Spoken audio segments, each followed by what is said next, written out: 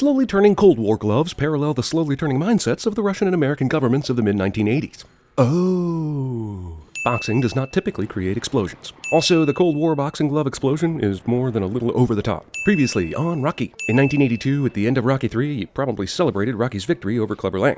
By the time Rocky IV rolled around in 1985, you were hoping that this movie would change the ending so that B.A. Baracus could win the fight this time. Almost seeing Mr. T's balls. By the way, we're still rehashing Rocky III right now. Hey asshole. The last movie ended like this, and we all wondered what the hell happened. Now you're gonna puss out and not show us the fight? Couldn't you have at least started the movie here? Wait, written and directed by Stallone? Well, that explains a whole lot, actually. Rocky's lifestyle inadvertently costs Mike Tyson all the dollars. Movie misses out on his chance to start the entire found footage genre. Jesus, what movie am I watching? And here we are, celebrating the birthday of Paulie, who we saw in the original Rocky was a drunk and abusive to his sister. Now getting robots to serve him birthday cake? It's amazing what 12 years and 3 sequels do to a character. No, kid, they're not. Several candles still burning. Nice job, up. You like it? So Rocky is officially not relatable now. Remember, in the first movie, he was an underdog, a no-good bum. He was us. Now, this movie starts out with a Lamborghini, a mansion, a kid with his own camcorder, a robot servant, and an expensive necklace. And we want this guy to win because Russia is basically the reason. Even if it looks like a snake, don't worry, because it won't bite you. This is exactly what I told the girl who did not become my college girlfriend. Movie naturally transitions from a married couple in bed to an ominous Sports Illustrated cover photo. Because, duh. Oh wait, 2 Lamborghinis and a robot servant. When it rains here, it rains Lamborghinis. I can't hear you, what? Sorry, I'm making too much noise waxing my second favorite luxury sports car. Ivan Drago's Punch-Out. As you can see, Drago averages 1,850 pounds. That's an average after 1 punch. Now let's see what the average is after 2 punches. Anyway, we don't know what his average is until he throws several punches, but whatever, dude is strong, we get it. Also, we're now going to be force-fed the belief that Rocky, who is now much older and was nearly destroyed by other boxers, can withstand a barrage of punches more than twice the average of a normal fighter. Rocky IV ups the ante for the number of free screen transitions you can stomach in a movie. I mean, what at this point in your life is worth getting hurt for? Dumbass reject from Skynet interrupts an important conversation because 1985. What the hell is that? That's my girl. I don't like the way Paulie called this robot my girl, and everyone seems comfortable with the fact that Paulie bangs this thing regularly. Rich people. Like I was saying, I've already forgotten what you were saying. More robot. Much like the audience, Rocky and Creed are spending most of their time watching past highlights from the previous films. and without some challenge, without some damn war to fight, then the warrior may as well be dead, Stallion.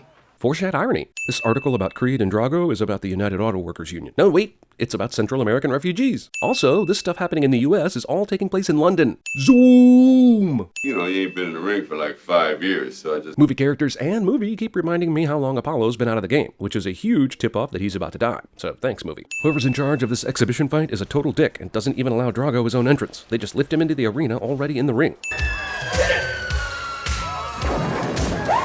Drago is getting a heaping helping of America right now. That'll teach him. Movie has come to a full stop to advertise its soundtrack. Why is Apollo Creed descending into the boxing arena in front of a giant evil Satan goat face? It was the mid-80s, so this blatant product placement still only cost Hugo Boss $27.33.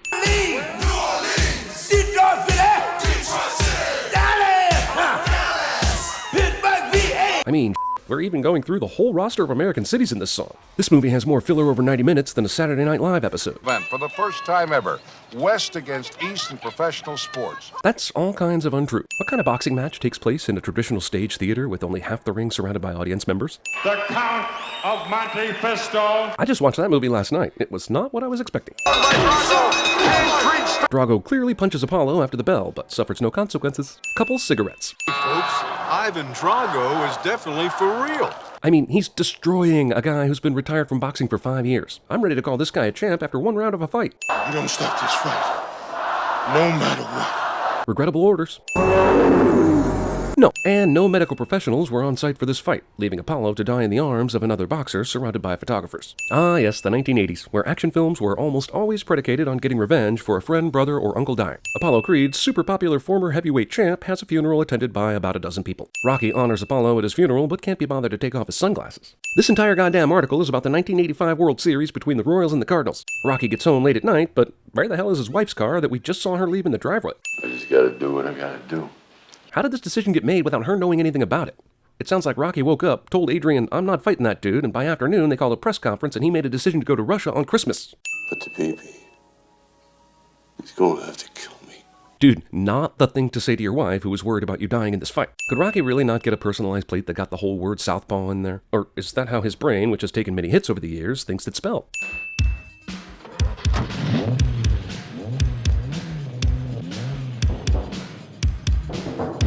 Angry at Russian boxer who killed my friend driving montage cliche. Also, here's montage 1. Don't worry, there will be plenty more. This montage is nothing but Rocky thinking of Rocky 1 through 4 footage. It's a way to get the audience to think, yeah, there was a point in time I saw these movies and I remember all that stuff. Hooray for memory. Also, Rocky literally just got home super late at night after a tiring day. He had one small disagreement with his wife and then back out on the roads. Also, nearly 4 full minutes of stupid memories that are a thinly veiled attempt to make a ton of cash by letting this entire song run during the film. If I've told you once, I've told you 1,000 times. Jesus, did they stumble on actual AI back in 1985 for this robot? Hell, Rocky's kid's video camera doesn't even have a color viewfinder. I'm gonna have our wires tied when I get back.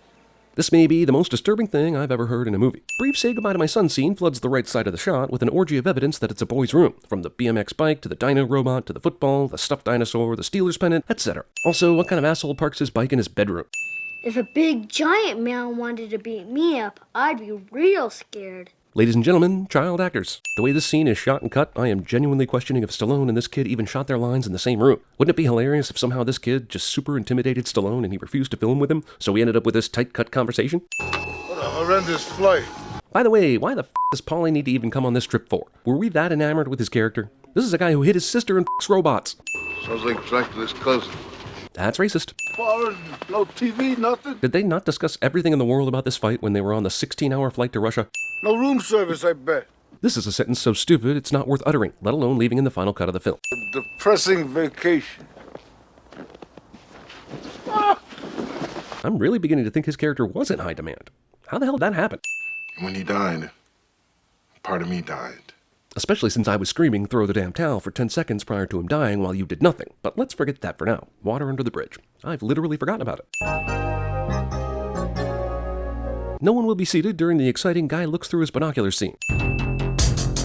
Oh snap, here comes montage number 2, folks. Only 11 minutes after the last one. Buckle in, it's a montagey ride. This is the only sports training montage in film history to include the rescue of a horse from a snowdrift. Rocky somehow knew the perfect training regimen for this fight would include good old-fashioned logger activities. Also, Rocky's training is so low-tech and homey, you'd swear this is a political commercial he forgot to narrate. Rocky goes out into nature and saws wood, while Drago goes to his expensive personal gym to lift weights and uses computers. Elect Rocky for boxing champ in 1985. Also, what would the counterattack ad be on Drago's side? Rocky says he's down to earth, but that motherfucker owns 2 Lamborghinis, a mansion, and a bot.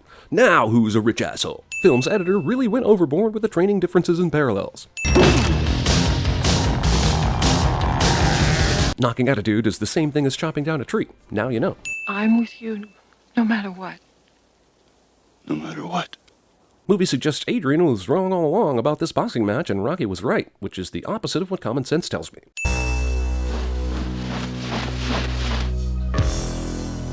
A mere 2 minutes after the last montage, montage number 3 hits you in the f***ing head like you're Clubber Lang looking for a rematch. By the way, whatever happened to that guy? Did he quit after Rocky beat him once? When you think about it, this is really the sequel to the earlier montage. It's the exact same montage, only with a few different exercises. It's the Hangover 2 of montages. No pain. Damn, this guy's getting a workout just saying no pain. As if the guy isn't villain enough, yeah, he's taking steroids. Crumpling the picture means he's ready. Oh, maybe not. Did Rocky just call out Drago's name during orgasm? Months into his training, Rocky finally realizes he can jog off-road to escape his Russian tail. I would have subtracted 50 sins if somehow they found a way to stick the Philadelphia Art Museum up here. Discount Rio. Discount Gorbachev is discount. A bunch of American extras pretending to be Russian boo an American going through a fence. And his concentration seems to be like stone. That's my dad.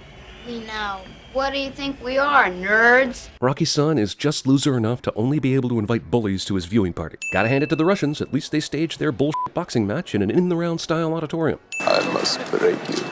Also, there is clearly a sniper in this audience currently zeroed in on Drago's neck.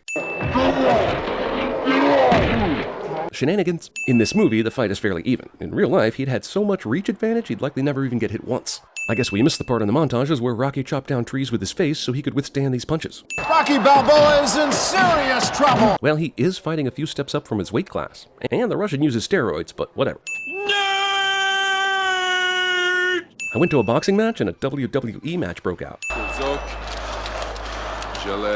Hey man, this guy lifted a net full of rocks during his training, so it prepared him for 2,100 pounds of force to the face. And here's the classic Rocky fight montage. Montage number 4, giving the montages 15 minutes of screen time. If you subtract them along with Rocky 3 rehash and credits, this movie would be like an hour. Also, a movie that is made up of 40% boxing footage devolves into multi-round montage in the finale, because apparently you viewers don't actually want to see boxing, despite that being all you wanted to see up till now. A few cheers now for Rocky Balboa. What? And Rocky Balboa's determination is actually beginning to win over what was once a hostile crowd. Might have had more impact for me, the viewer, if I'd taken that journey with the spectators, instead of, watching a series of montages that made no sense after watching a series of training montages that were totally unnecessary. What round is it? 15. One more round. I can maybe, with a stretch, believe Rocky lasted a couple of rounds taking the hardest punches he has ever taken in his life. But the distance?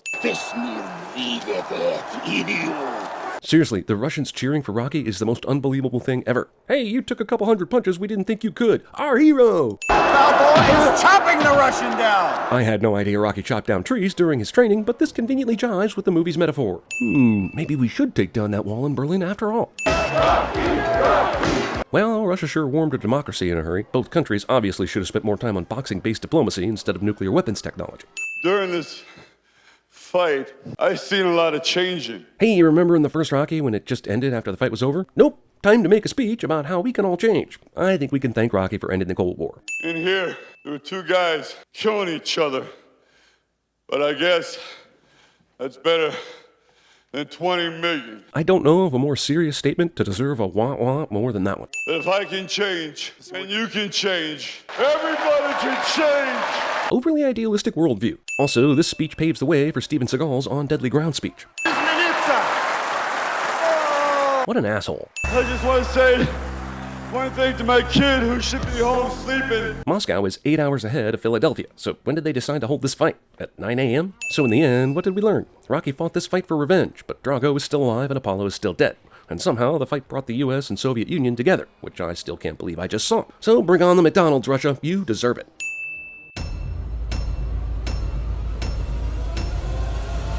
Mr. Gorbachev, tear down this wall.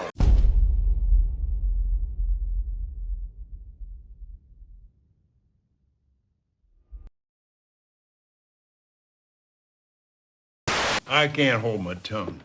These kids are my grandchildren, and you are raising them wrong. They're terrible boys. Shut up, Chip, or I'll go ape on your ass. The bad blood between these two can be felt all over this arena. 'Cause baby, now we got bad blood. It's the best. I was your age, television was called books, and this is a special book. It was the book my father used to read to me when I was sick, and I used to read it to your father. Try. Do or do not. There is no try.